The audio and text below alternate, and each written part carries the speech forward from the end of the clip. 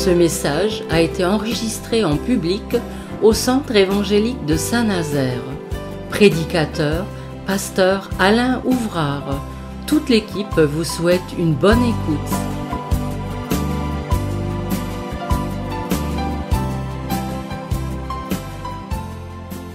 Je vous invite à ouvrir un passage, à ouvrir une page du livre des Psaumes, et nous allons prendre en considération une parole de David, et nous allons tout simplement partager une petite étude, c'est une réflexion, sur ce que nous dit David, le roi David, une étude sur le comportemental, nous pourrions dire, les réactions des hommes, les nôtres également aujourd'hui, parce que ça vaut pour tous les temps, et ce que nous pourrions appeler, eh bien, les réactions que nous pouvons avoir devant certaines situations qui sont éprouvantes, qui sont difficiles, c'est cette tentation que nous pouvons avoir de fuir les problèmes, les difficultés, de ne pas vouloir affronter en face certaines réalités. Alors, dans le psaume 55 et au verset 7 à 9, j'ai intitulé, et vous allez le retrouver dans cette lecture, j'ai intitulé notre réflexion ce soir « Si j'avais des ailes ». Qu'est-ce que nous pourrions faire avec des ailes, avec les ailes de la foi, par exemple. Alors nous chanterions. Mais on va aller un petit peu plus dans cette étude. Et je vous ai dit donc, psaume 55, versets 7 à 9. Alors c'est David. Je dis, oh, si j'avais les ailes de la colombe, je m'envolerais et je trouverai le repos. Voici, je fuirai bien loin, j'irai séjourner au désert. Je m'échapperai en toute hâte, plus rapide que le vent, impétueux que la tempête. Alors il y a toute une histoire derrière tout cela, et de vous dire tout de suite que ces paroles, c'est ni plus ni moins une complainte. Oui, un désir, un espoir, une espérance caressée par un homme, en l'occurrence David, et qui se sent frustré ou voire même opprimé par une situation, et là où il se trouve, il aimerait être ailleurs, c'est-à-dire vivre autre chose que ce que lui inflige la vie dans ces circonstances. Et il le dit, eh bien, si j'avais les ailes de la colombe. Ce qui nous laisse imaginer beaucoup de choses et ce que nous allons traduire par des mots d'ici quelques instants. Alors cette complainte de David, c'est véritablement le résultat d'une situation qui nous est rapportée dans son histoire, l'histoire de sa vie. Parce que David, en parlant ainsi, eh bien, en quelque sorte, transcrit ou traduit eh bien, un événement de son existence où il a été trahi par un ami. Voilà. Et je pense que là où il y a eu beaucoup d'affection ou beaucoup d'estime, et lorsque nous subissons ce revers, c'est quelque chose de très difficile. Mais ce n'est pas seulement un ami qui l'a traduit, c'est un frère. Et c'est encore beaucoup plus douloureux. Et ce n'est pas seulement un ami, ce n'est pas seulement un frère, mais c'est son propre fils, dont nous connaissons l'histoire dans le livre de Samuel, qui s'appelle Absalom, qui s'est retourné contre son père, donc le roi David, pour prendre sa place, et qui d'une manière tellement honteuse et traite, eh bien, en effet, a essayé de renverser tout simplement eh bien, son propre père. Alors on connaît l'histoire d'Absalom, on sait comment tout cela s'est terminé, on sait le chagrin immense que David a connu lorsque son fils a été tué. Parce que la fin de l'histoire, c'est ça. Absalom, finalement, eh bien, s'est pris la tête dans un arbre, en croisillon, comme ça. Et puis, un soldat de David est venu, il l'a transpercé. C'est quelque chose d'affreux. Ce sont des histoires épouvantables. Et nous savons que David a eu vraiment beaucoup de mal. Il a pleuré très longtemps son fils. Et pourtant, c'est ce même fils qui l'avait trahi, qui l'avait vendu. Et tout ça, n'est-ce pas peut-être pas une anticipation de ce que l'Évangile nous dit sur les trahisons que Jésus a connues à travers ses amis, à travers tous ceux qui l'environnaient, et peut-être un des plus proches, c'est-à-dire Juda. Alors, on va avoir l'explication, si vous voulez, on va reprendre le texte, et on va relire ce psaume, enfin, une partie naturellement, à partir du verset 1er. Et il est dit ceci, on va mieux comprendre.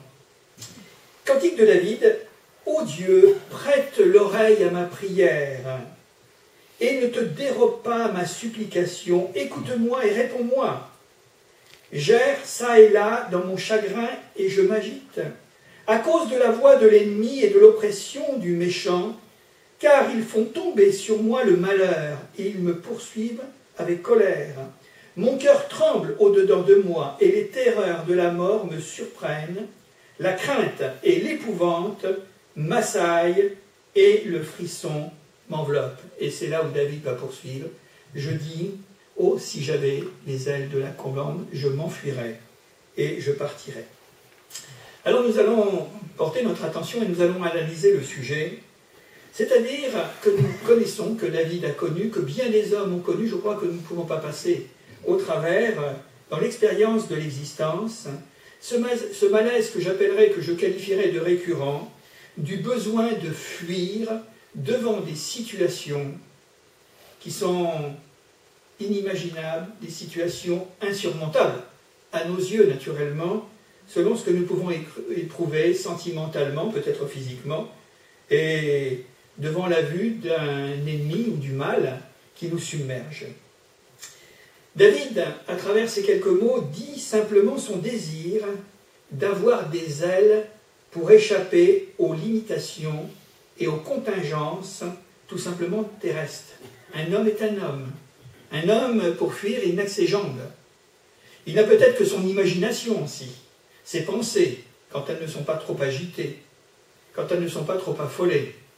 Mais il s'imagine pouvoir être comme la colombe, parce qu'elle est insaisissable, la colombe, elle n'est pas comme nous. Si elle a la faculté de marcher sur la terre, elle a aussi des ailes pour, finalement, eh bien, aller vers le ciel et de disparaître, finalement, eh bien, du chasseur ou de celui qui voudrait tout simplement la captiver. Alors, nous voyons qu'il donne bien les mots, et il sent que quelque part, il est comme en prison. Oui. Et vous savez, tous les prisonniers ont pensé et pensent, et certainement passent leur jour de captivité en pensant à la fuite. Hein? Leur imagination est tournée continuellement. Hein? Mais dans les prisons, il y a des portes de fer, il y a des barreaux, il y a là toutes sortes de systèmes qui font, et surtout les prisons modernes, où de plus en plus, quoique quelquefois, providentiellement, il peut y avoir un hélicoptère. Mais maintenant, ça y est, c'est fini. On ne peut plus s'échapper d'une prison parce qu'il y a des filins au-dessus des prisons et puis toutes sortes de choses semblables. Alors, il s'exprime ainsi. Et dans cette tourmente, dans cette épreuve, dans cette persécution qu'il vit, David, il est à la recherche du repos et de la paix. Ouais. Si on pouvait, quelques instants, avoir la paix. Et pour obtenir cette paix ou ce repos, alors on peut partir par la pensée en disant, bien, si ceci, si cela, et à ce moment-là, eh bien, il y a une grande espérance qui se fait dans notre cœur lorsqu'on est enserré, lorsqu'on est acculé dans une situation où on ne peut plus rien faire. Alors à ce moment-là, eh bien, il y a quelque chose, un bien ou des biens précieux tels que la paix et le repos, et on se dit, bien, si je pouvais aller à travers le ciel, j'échapperais à tous mes ennemis, à tous ces hommes qui me persécutent. C'était certainement la pensée de David. Fuir et bien loin. Le plus loin possible, le plus éloigné possible, loin d'eux. Et de trouver ainsi la tranquillité dans le désert, puisque voici je fuirai bien loin, dit-il, j'irai séjourner au désert. Alors, qu'est-ce que cela veut dire tout cela? Là, dans le désert, là, dans la solitude, où il n'y a personne pour nous nuire et également pour faire du mal. Et on peut deviner que David, dans cette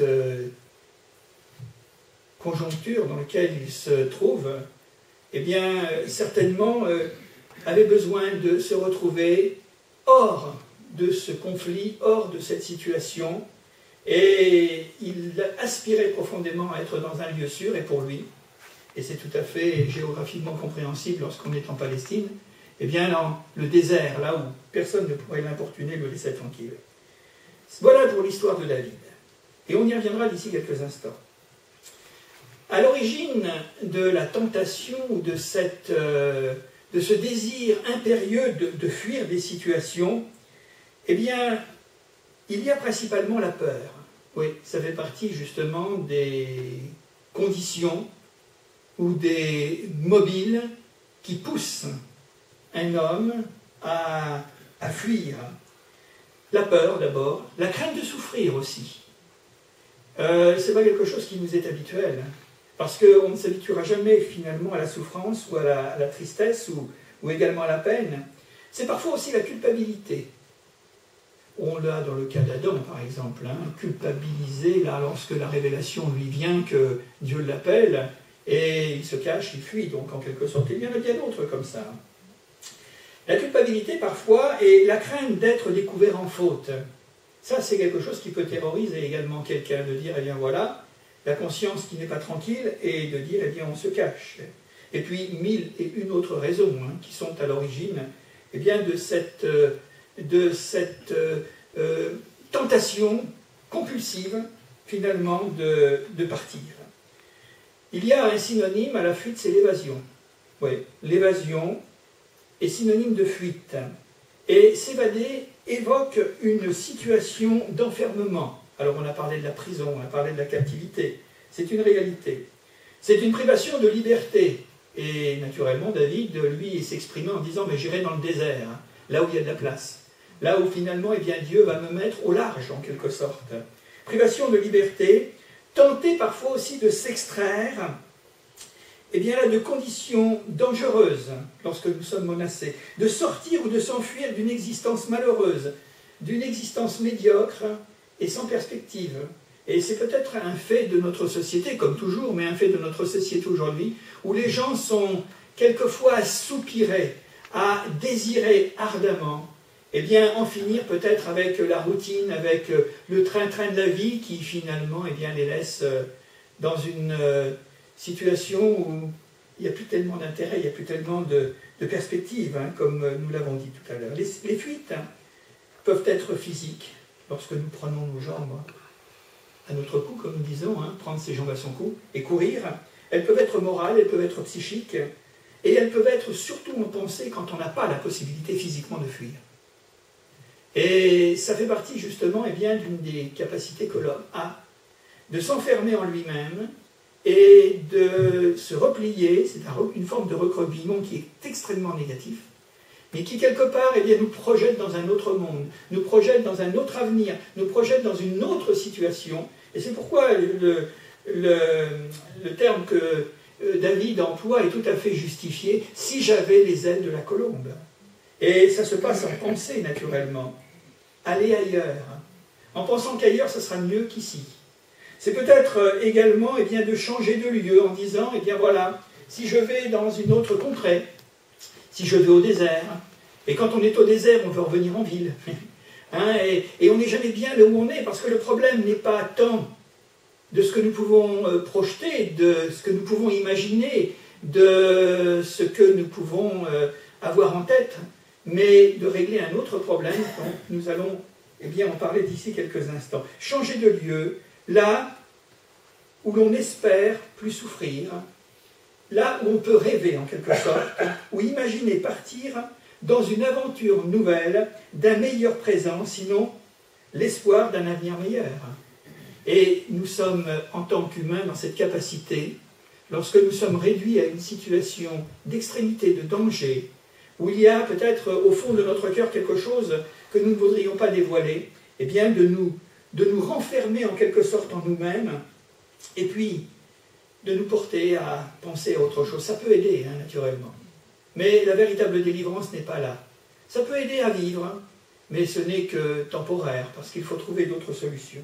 Le monde est plein d'imagination. Vous savez, si nous questionnions les gens autour de nous, dans les situations diverses et ô combien nombreuses que notre monde connaît ou est exposé, on entendrait beaucoup de choses. Les gens sont obligés de rester là, parce qu'il n'y a pas le choix. Parce que c'est ici, c'est pas autrement. Mais ils s'évadent à travers toutes sortes de cogitations, nous pourrions dire, en pensant que bien, tout cela, eh bien, c'est une maigre consolation, mais c'est quand même une consolation. L'imagination, d'un autre part, ou autrement, fait échapper beaucoup de gens de leur quotidien négatif, parfois un quotidien humiliant, violent, intolérable, voire insupportable. C'est-à-dire que les gens sont profondément malheureux. Et j'ai pris le cas de David, parce que c'est certainement, eh bien, en quelque sorte, un exemple de ces souffrances qui sont là dans notre monde, qui appartiennent à notre vie d'homme, où, eh bien, combien nous aimerions fuir une situation. Lorsque nous sommes malades, gravement ou autrement, eh bien, nous aimerions peut-être que les choses soient différentes. Et combien, si c'était possible, nous pourrions, eh bien, quitter cette situation, mais nous sommes renfermés en cela. Et dans d'autres situations, comme je pourrais dire un chômeur qui est là en train de tourner toute la journée et depuis un certain temps dans sa maison, il préférerait certainement être ailleurs. Et puis dans toutes sortes d'autres situations semblables. Il y a naturellement le projet et quelquefois sa réalisation, parce que quand on veut s'évader, certains réussissent à s'évader. Mais ça nous mène à quoi? À défaut, la fuite s'est matérialisée dans notre monde moderne par des promesses illusoires de paradis artificiels, où les hommes se sont créés un autre monde. Ils sont dans cette situation, mais ils se sont créés un autre monde. À eux, bien à eux, secret en quelque sorte. Et cet autre monde, c'est une forme de soupape, d'espoir trompeur, où on se perd dans l'oubli des choses qui nous font souffrir. Et chacun a une capacité d'imaginer ou de rêver, différente des uns des autres. Il y a des gens qui sont véritablement, eh bien là, très imaginatifs dans ce domaine.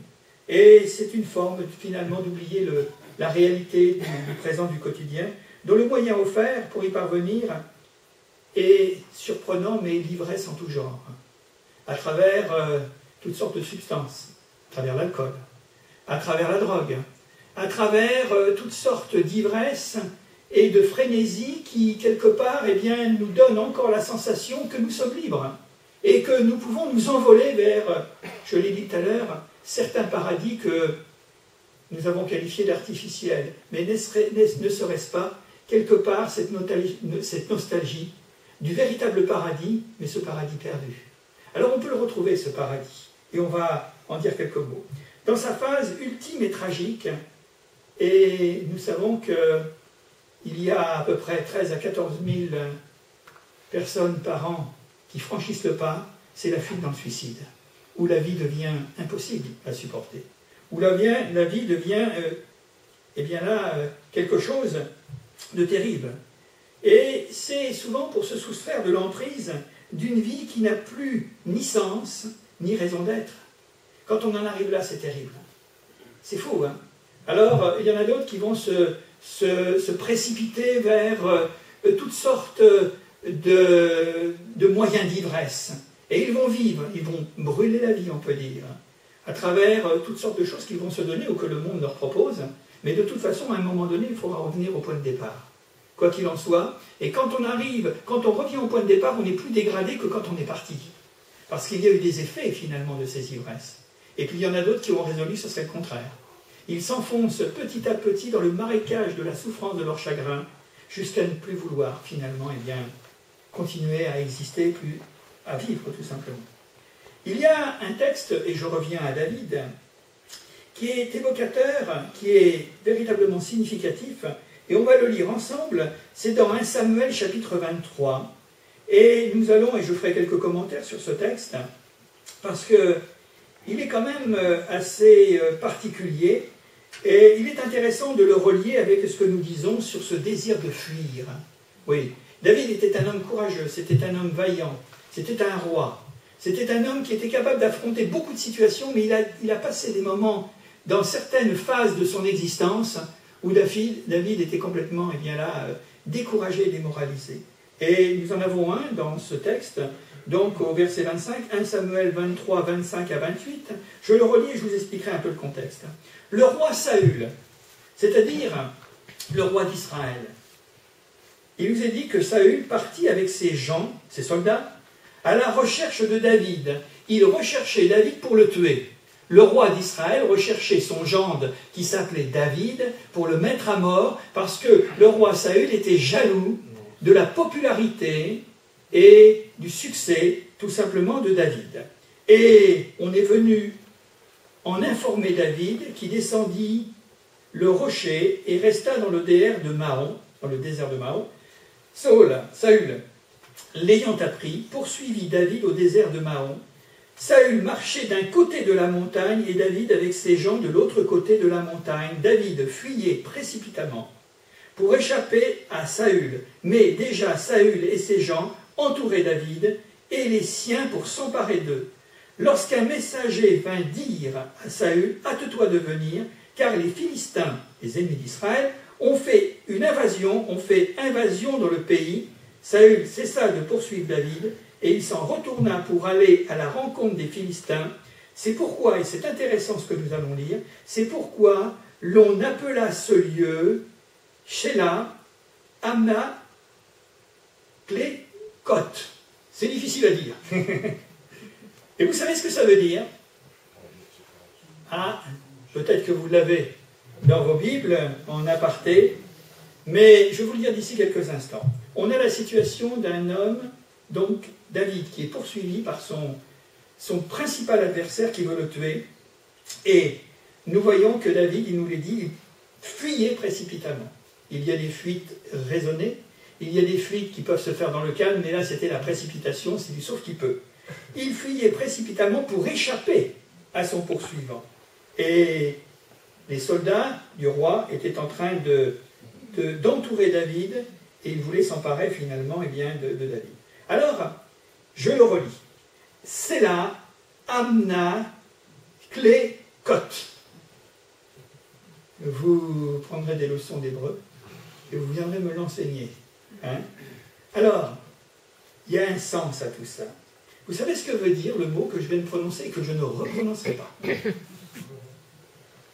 Ça veut dire rocher de l'évasion, ou si vous voulez en d'autres termes, rocher de la fuite. Ouais. Alors, c'est vrai que ça se passe dans un moment de trouble, où il y a un danger de mort pour David. Et nous nous apprenons que dans ce texte, et c'est Dieu, et c'est là que nous allons voir comment Dieu délivre, et comment il est capable de nous rassurer. Lorsque la peur, lorsque la terreur, lorsque l'épouvante nous saisit, comme c'était le cas de David, là dans le désert de Mahon, poursuivi par son ennemi, et à un moment donné, alors que le roi était prêt à mettre la main sur David, il y a un messager qui est venu de Jérusalem, probablement, pour dire tout simplement au roi, les ennemis sont rentrés dans le pays d'Israël, viens, maintenant nous allons les combattre. Ce qui faisait que, à ce moment-là, le roi Saül, au lieu de continuer à chercher David, eh bien, il était se battre contre les ennemis. Comme quoi Dieu est capable de détourner finalement nos terreurs. Comme quoi il est capable de nous délivrer in extremis. Comme quoi, dans toutes sortes de situations, lorsque nous perdons la raison, lorsque nous sommes dans l'affolement, lorsque nous pensons que nous sommes perdus, Dieu du haut du ciel est capable de changer les choses. Et ce rocher, là où ça a été une victoire sans combattre, où il y a eu une délivrance, finalement, qui était une délivrance d'en haut, pas d'en bas, à travers cette nouvelle, qui a détourné la vengeance du roi Saül, et à cet endroit-là, David a donné un nom, le rocher de l'évasion. C'est-à-dire qu'il s'est retrouvé tout simplement libre.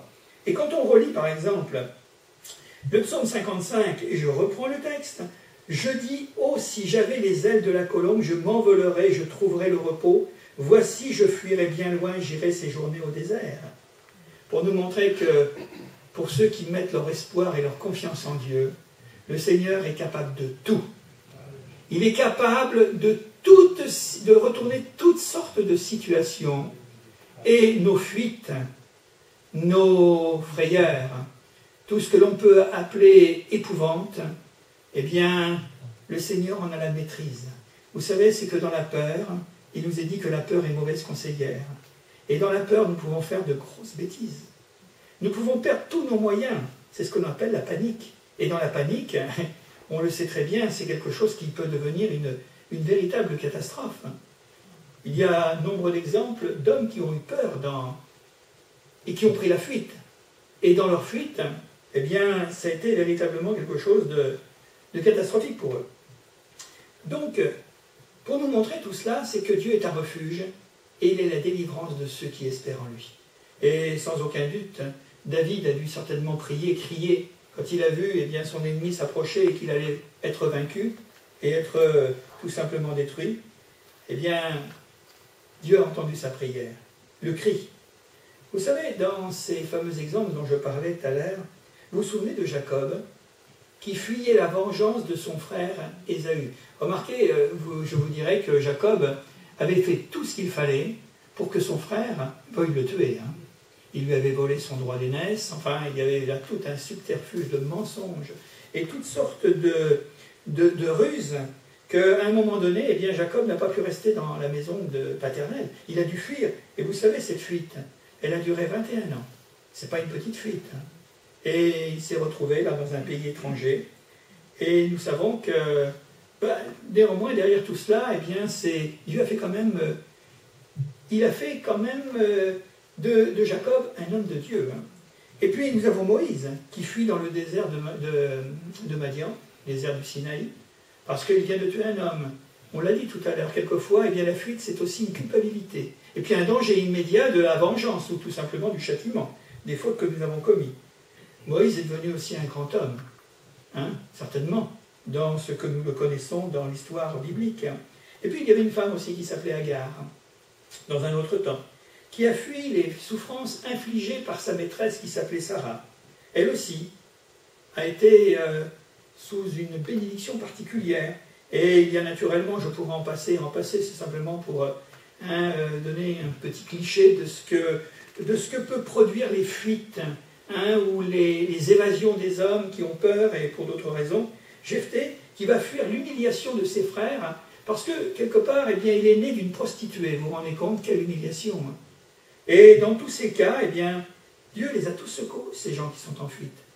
Il y a également Élie qui va fuir, parce qu'il a peur d'une femme. Ah oui, Élie, le fort, le vaillant, l'homme de Dieu, l'homme de l'esprit, eh bien, il va fuir. Et lui aussi trouvera encore une autre raison de vivre, après avoir surmonté eh bien, tous ces tourments et ces tempêtes dans son âme. Et Dieu a béni tous ces hommes. S'enfuir pour échapper ou sortir du plan de Dieu, c'est une autre considération. Parce qu'il y a ceux qui ne sont pas rentrés dans le plan de Dieu, qui ont peur de Dieu et qui fuient. Mais il y a ceux qui sont rentrés dans le plan de Dieu, qui connaissent le plan de Dieu et qui veulent en sortir. Vous avez un cas fameux, c'est Jonas. Parce que Jonas est un homme qui est rempli de préjugés. C'est un homme qui croit en Dieu. Dieu lui donne une mission d'aller évangéliser telle contrée, connue à l'époque, et il va faire exactement le contraire. Mais Dieu le suit dans sa fuite, et il va l'amener là où Dieu veut. Et nous avons également un autre cas, c'est tout simplement là dans l'histoire que j'ai citée tout à l'heure, c'est Élie, le désespéré, et qui se cache dans une grotte, qui se met dans le noir et qui, là, à dire, tout simplement, va porter ses complaintes devant Dieu en disant « Mais je suis resté moi seul, alors qu'est-ce que tu veux que je fasse ?» Voilà, et Dieu va lui révéler à un moment donné qu'il n'est pas tout seul. Et il fuit Élie. Vous vous rendez compte des hommes comme ça, qui fuient, qui ont peur? Vous avez Pierre également, au moment où Jésus a été livré, c'est la fuite aussi. Puis il y en a d'autres comme ça, il y en a des dizaines et des dizaines dans la Bible. Et pour nous montrer que ce dont nous parlons ce soir, c'est véritablement des attitudes et des comportements humains devant des situations qui peuvent être les nôtres d'une façon ou d'une autre. Qui, quelque part, et peut-être moi le premier, n'ai pas eu envie de tout abandonner à un moment ou à un autre.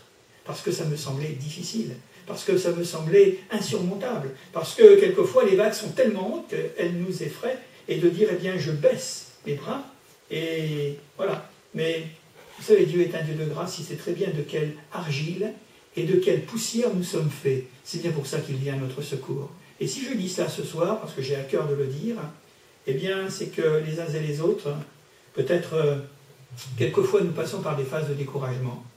Nous sommes un peu comme David, comme Élie, comme Moïse, comme Jephthé, pour différentes raisons. Et on se dit, mais pourquoi continuer? Pourquoi aller plus loin? Et quelquefois, ça ne va pas jusqu'au bout, mais ça va peut-être avec une pensée. Je l'ai entendu encore cette semaine en disant, mais quelquefois j'ai envie de mourir. Voilà. J'irai dans le désert. J'aimerais avoir les ailes de la colombe pour qu'on me laisse tranquille, pour que je n'ai plus de problème. Je suis tourmenté d'une manière ou d'une autre, parce que je souffre physiquement, parce que je souffre moralement, psychologiquement. Je souffre même aussi spirituellement. Alors, j'aimerais bien m'envoler, j'aimerais bien partir très loin. Je m'échapperai en toute hâte, nous dit le psaume, plus rapide que le vent impétueux, que la tempête. Eh oui, qui n'a pas eu ces pensées au fond de son cœur? Alors d'où viennent-elles ces pensées? Qui suggère ces pensées? Quelle est la motivation qui nous amène à ces pensées? C'est parce que nous sommes des hommes que Dieu nous a laissé la Bible. C'est parce que nous sommes des hommes qu'il nous a fait des promesses dans l'Évangile. Et c'est parce que nous sommes des hommes qu'il a fait venir Jésus sur la terre, Dieu, s'incarnant dans la personne de Jésus pour bien nous comprendre que lorsque nous avons ces tentations, eh bien, quelque part, il y a une solution, une réponse à tout cela, naturellement. Alors, sortir du plan de Dieu, parce que pour nous dire tout simplement qu'un homme en fuite est un homme qui n'est plus maître de ses choix et de ses décisions. La fuite nous amène à prendre ce qui vient, vous comprenez, à nous réfugier dans toutes sortes de refuges ou d'abris qui n'ont pas lieu et qui ne sont d'aucun secours. C'est du sauve qui peut, naturellement. Et combien nous sommes fragiles quand quelquefois on peut juger les autres. Quelquefois on se dit, si j'étais dans cette situation, je ferais ci, je ferais ça. Et que lorsque nous nous retrouvons dans cette situation, eh bien on ne fait pas ce que nous avons pensé et on ne donne pas de leçons non plus aux autres. Parce qu'on s'aperçoit que tout dépend du temps et des circonstances et de l'attitude du moment qui est la nôtre. En raison de ce que nous vivons, en raison de ce que nous voyons, en raison de ce que nous entendons, de tout l'environnement dans lequel nous sommes enfermés. Alors c'est difficile tout cela, mais nous ne sommes pas seuls. Nous ne sommes pas seuls et nous avons besoin de nous rassurer. L'homme qui fuit, c'est un homme en déroute, c'est un homme en errance. Ça me fait penser à Caïn, qui après avoir tué Abel, fuyait. Ah oui, il fuyait parce que il savait très bien que là, ça ne pouvait pas se passer comme ça. Dieu lui parle. Il lui dit, mais le sang de ton frère est monté de la terre. Et à un moment donné, il dit, je serai errant donc, et je serai vagabond toute ma vie sur la terre. Alors Dieu va lui parler. Il va le réconforter. Même un Caïn, Dieu réconforte Caïn, vous vous rendez compte? Eh oui. Alors, tout cela, c'est une réflexion qui nous montre ce que nous avons besoin. Ce que nous avons besoin et ce que Dieu est capable de nous donner pour répondre à notre besoin. Pourtant, une chose dont nous devons savoir, et c'est véritablement le fondement de notre réflexion, il est impossible, je dis bien, il est impossible de fuir Dieu. Ça, on peut faire beaucoup de choses. Les hommes peuvent nous faire peur, les situations peuvent nous effrayer, des renversements ou des revers de fortune peuvent nous atteindre. Il y a une chose, et c'est peut-être là justement, nous avons besoin de prendre toute la conscience de cette toute science de Dieu, de cette omniprésence de Dieu, parce qu'il est présent partout, et de sa toute-puissance pour nous délivrer. Et cela est dit dans un beau psaume, on y revient parce que nous le connaissons. Écoutez ce qu'il nous est dit à un moment donné, impossible de fuir Dieu. Et si nous le fuyons, parce que nous pensons qu'il est derrière, il est déjà devant nous, il nous a rattrapés, et il nous attend pour nous ouvrir les bras et nous montrer un peu toute la folie, finalement, de nos fuites. De ne pas, finalement, lui faire confiance. Écoutez, où irai-je, dit le psalmiste, c'est David encore, où irai-je loin de ton esprit, et où fuirai-je loin de ta face? Si je monte aux cieux, si je m'enfuis vers le ciel, mais tu es déjà là. Si je me couche au séjour des morts, te voilà. Ça me fait penser, vous savez, à ce que nous avons dit par rapport à ceux qui veulent mettre un terme à leur vie. En haut, c'est Dieu. En bas, c'est encore Dieu. Parce que Dieu est vivant. Il n'est pas mort. Et même là où les morts se trouvent, eh bien Dieu également est au-dessus de tout cela. Si je prends les ailes de l'aurore, c'est exactement la même image que nous avons citée tout à l'heure, mais si je prends les ailes de l'aurore et que j'aille habiter à l'extrémité de la mer, mais tu es encore là, Seigneur. Et vous savez, dans nos craintes, dans nos fuites, dans nos évasions, dans tout ce que nous avons besoin, dans tout ce que nous savons et que nous vivons, il y a une chose dont nous avons besoin de savoir, c'est que Dieu est partout. Ouais. Ne suis-je pas celui qui remplit le ciel et la terre? Alors, si je le fuis, comme Jonas, ou si je tremble comme Élie, et que je fuis en me mettant dans le noir et dans une caverne, parce que c'était son cas, eh bien Dieu se trouve là et lui parle. Alors, quelle solution? La conclusion, elle sera très simple. La conclusion, c'est tout simplement, elle s'adresse à tous ceux et à toutes celles qui ont des envies compulsives de tout abandonner. Ouais, peut-être ça vous est venu à l'idée. Hein. On est fatigué de lutter. On est découragé, on est démoralisé. La méchanceté et l'injustice des hommes. Les efforts que nous faisons et qui sont vains. À travers l'épuisement, les fatigues. Mais Jésus l'avait bien compris, parce que c'est aussi pour ces gens-là, qui sont en fuite permanente sur tous les chemins de la terre, dans tous les autres parts, ou tous les ailleurs, que ce soit en esprit, que ce soit physiquement. C'est pour eux que Jésus a dit, « Venez à moi, vous tous qui êtes fatigués et chargés, et je vous donnerai du repos, parce que je suis un havre de paix, parce que c'est en moi et en moi seul que nous trouverons finalement le réconfort et la paix. » Alors tous ceux qui ont peur et qui se sentent incapables d'accomplir ce que Dieu leur demande. Et vous savez, pour le commun des hommes, il y a une chose que Dieu demande à tous les hommes, parce que ce sont ses créatures, c'est de vivre. Et quelquefois, on n'a pas envie de vivre. Moi, je ne sais pas pourquoi je dis ça, peut-être que quelqu'un parmi nous, et peut-être ceux qui entendront ce message ultérieurement, eh bien, traversent des moments où ils sont perplexes, où ils sont profondément malheureux en disant « Mais à quoi ça sert? Ma foi, à quoi sert-elle? Je connais les promesses, je connais la parole, je prie, je demande à Dieu de ceci et cela. » Eh bien, écoutez, il nous demande de vivre, parce que c'est en vivant et en nous confiant en lui pour avoir la force de vivre qu'il nous montrera de nouveaux horizons. Et ça ne sera pas des illusions, ce ne sera pas du rêve, ça ne sera pas une aventure illusoire, ça sera vraiment quelque chose, eh bien, qui va nous faire rentrer dans une nouvelle dimension. Pas la fuite, mais de faire confiance à Dieu. La fuite, c'est toujours tourner le dos. Et le danger, il est vite à nous rattraper. Et il vaut mieux lui faire face, parce qu'au moins le voit. Mais Dieu nous donnera ce qui est nécessaire. Et c'est vrai que cette parole que nous partageons ce soir, eh bien, c'est pour tous ceux qui se sentent incapables. Incapables de surmonter, incapables de pouvoir s'extraire de prisons qui ne sont pas toujours imaginaires, mais qui sont quand même eh bien, là, à l'intérieur de nous-mêmes, et de dire, eh bien voilà, je ne peux pas. Ben, l'apôtre Paul a répondu à la question. Hein. Il dira tout simplement, si nous sommes incapables de quoi que ce soit, en tous les cas, Dieu nous donne la force. Oui. Il nous donne la capacité. Notre capacité ne vient pas de nous, mais notre capacité vient de Dieu. Et peut-être c'est ce que nous ressentons. Nous, en tant que chrétiens, parce que nous avons du mal à prier, nous avons du mal à louer le Seigneur, à l'adorer, parce que nous avons du mal à rendre témoignage, parce que nous avons du mal à parler autour de nous de ce bonheur que Dieu nous a donné. C'est peut-être la difficulté qu'éprouve un pasteur pour prêcher. Eh oui, pourquoi pas. Et de dire, eh bien maintenant, je préfère laisser ça à d'autres. Comme Moïse pouvait dire, quand Dieu l'a appelé, tu iras vers Pharaon, et tu diras à Pharaon, laisse aller mon peuple pour qu'il m'adore. Et Moïse se sentait vraiment incapable, en disant, mais je ne sais pas parler, alors envoie un autre, mais ne m'envoie pas. Et pourtant, c'est lui que Dieu a envoyé. Et c'est là où nous touchons, eh bien, toute notre petitesse et notre faiblesse, nos moyens de défense puérils, où nous disons, mais Seigneur, je ne peux pas. Mais vous savez, si Dieu nous appelle, il nous donnera les moyens de répondre à son appel. Et si vous êtes peut-être dans un état de découragement, où vous êtes démoralisé, eh bien c'est lui qui nous rend capables. Il nous rend capables d'être. Il nous rend capables de vivre. Simplement, ce à quoi Dieu nous appelle. Alors il faut savoir où nous allons. Mais une chose que nous avons besoin de savoir, c'est que nous devons aller devant et pas fuir dans tous les sens. Parce qu'à ce moment-là, eh bien, nous neutralisons l'action de Dieu et ce que Dieu veut faire avec nous.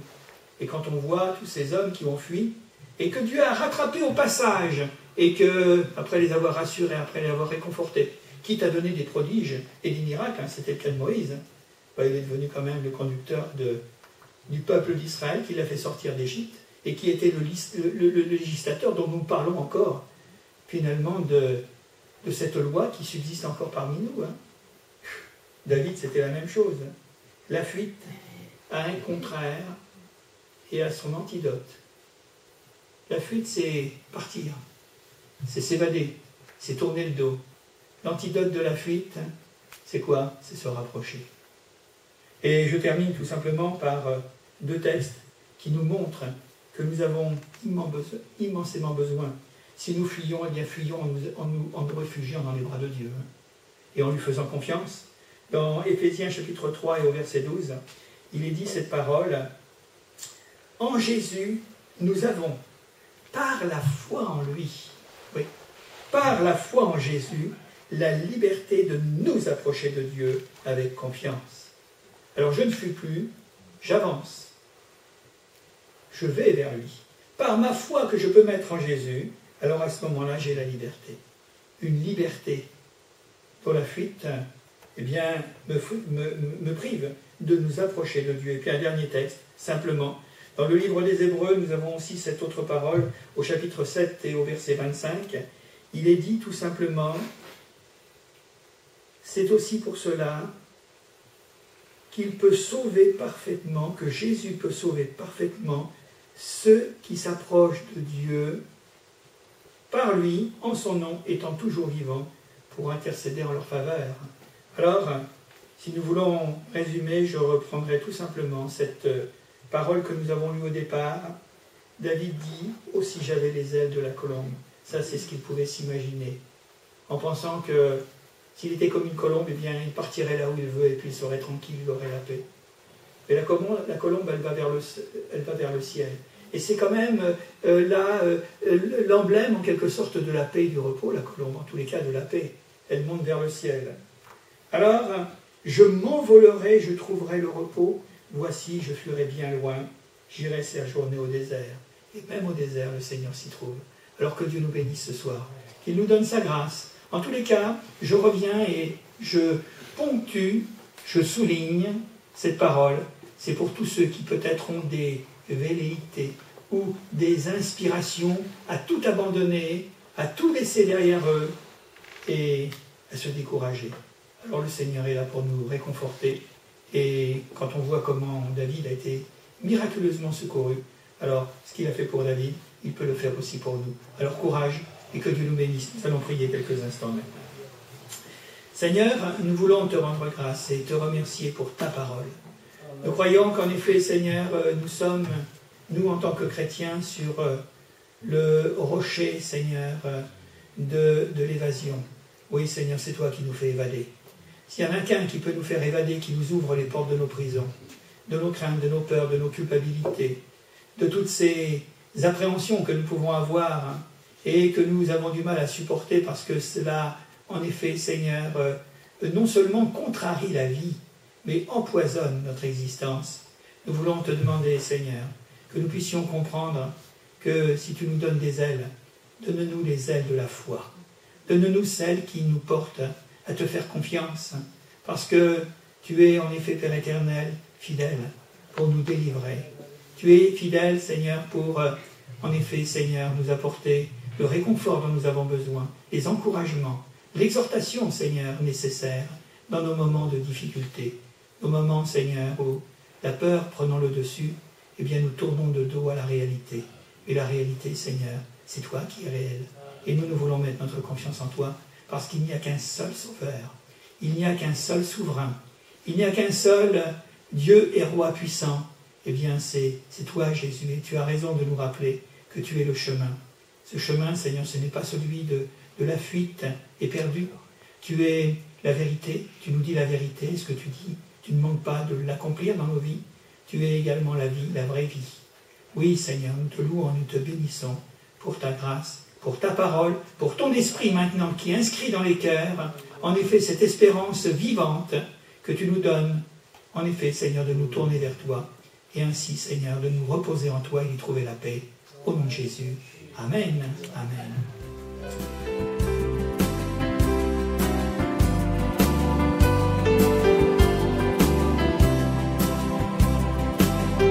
Pour écouter d'autres messages audio ou vidéo, retrouvez-nous sur www.add-saint-nazaire.fr.